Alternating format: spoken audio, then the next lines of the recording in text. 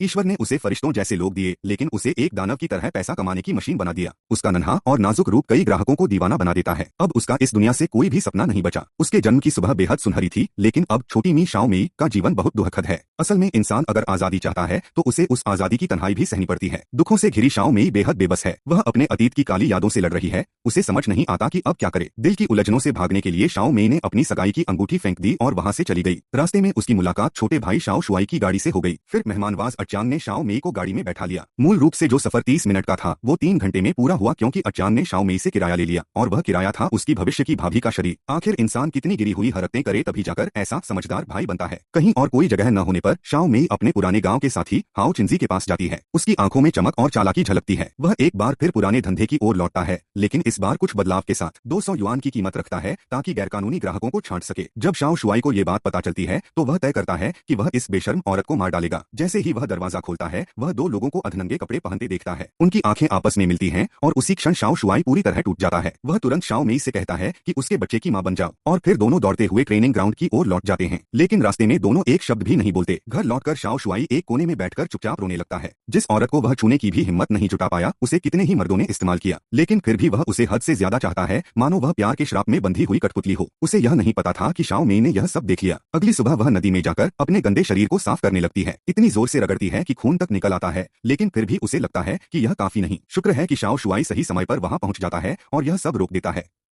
लेकिन इस घटना के बाद उनके रिश्ते में बदलाव आ जाता है। यह ओपन एंडेड फिल्म हमें सिखाती है कि कभी कभी तुम मेरे जिस रूप के आदी हो जाते हो, अगर मैं उसमें बदलाव लाऊं तो तुम्हें लगेगा कि मैं बदल गया हूं और वो मैं अब मैं नहीं रहा।